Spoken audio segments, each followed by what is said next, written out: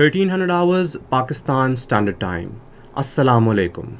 This is Radio Pakistan. The news read by Abdurrafe Sohail. First, the headlines. Prime Minister says Pakistan expects justice for the loss and damage caused by the recent climate-induced floods in the country. At the United Nations, Pakistan has termed India as the principal perpetrator, sponsor, financier, and abettor of terrorism in South Asia. The rail service between Karachi and the rest of the country will be restored by the first week of next month. And the fourth T20 match between Pakistan and England will be played at Karachi tomorrow. And now the news in detail. Prime Minister Shehbaz Sharif has urged the world leaders to come together and act now to deal with the issue of climate change. In his address to the 77th session of the UN General Assembly in New York, he said, "We expect some approximation of justice for the loss and damage by this calamity that has not been triggered by anything we have done." The Prime Minister said, "Due to this global challenge, our glaciers are melting fast, our forests are burning, and our heat waves have crossed 53 degrees centigrade, making us one of the hottest places on the planet." He said the floods in Pakistan have pushed 11 million people below the poverty line, while others will drift to cramped urban shelters, leaving little room for climate-smart rebuilding. Talking about regional situation, Prime Minister Shehbaz Sharif reminded the world that a sustainable peace and stability in South Asia remains contingent upon a just and lasting solution of the Jammu and Kashmir dispute. He said India's illegal and unilateral actions of 5th August 2019 to change the internationally recognized disputed status of Jammu and Kashmir and to alter the demographic structure of the occupied territory further undermined and the prospects of peace and inflamed regional tensions. He said India's relentless campaign of repression against Kashmiris continues to grow in scale and intensity. The Prime Minister said India is seeking to turn the Muslim-majority Jammu and Kashmir into a Hindu-majority territory through illegal demographic changes.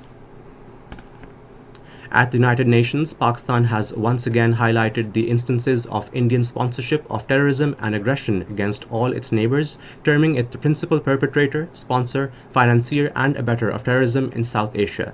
Speaking at the UN General Assembly, Counselor at Pakistan Mission to the United Nations, Saima Salim categorically rejected India's allegations about Pakistan's involvement in terrorist acts. She expressed these views while exercising her right of reply to Indian delegate Mihito Vinito's allegations against Pakistan. Saima Salim said India is funding and supporting terrorist organizations like Tehreek-e-Taliban Pakistan and BLA, whose attacks have resulted in the killing of thousands of innocent Pakistanis. She also highlighted the extrajudicial killings in fake encounters by Indian forces in the illegally occupied Jammu and Kashmir, enforced disappearances of 15,000 young Kashmiri boys, and other illegal actions in the territory. The rail service between Karachi and the rest of the country will be restored by the first week of next month. This was stated by Divisional Superintendent of Pakistan Railways Lahore Division, Muhammad Hanif Gul, in an interview with our Lahore correspondent Sajjad Parvez. He said the recent floods heavily damaged the railway tracks and infrastructure worth 10 billion rupees, which resulted in suspension of rail traffic between Karachi, Sakkar and Quetta Division. He said day and night work is underway on repairing of railway tracks submerged in the floodwater in Sindh and Balochistan province.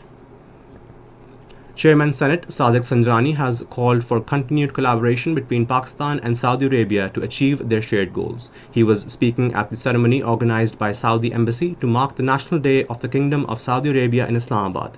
Chairman Senate appreciated the efforts and initiatives of the Saudi leadership for continued improvement of services related to Hajj. He thanked Saudi leadership for its timely support to Pakistan in helping the flood affectees.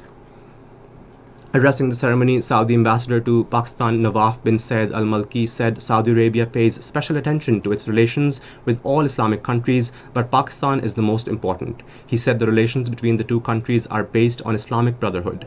The ambassador said political, religious, military, cultural, and diplomatic relations between the two brotherly countries have a proud history. And the fourth T20 match between Pakistan and England will be played at National Stadium, Karachi tomorrow. The match will start at 7:30 p.m. Pakistan Standard Time. England lead the 7-match series by 2-1. And that is all for now. For more news and analysis, log on to our website radio.gov.pk and also watch live video streaming of our bulletins on the link facebook.com/Radio Pakistan News Official.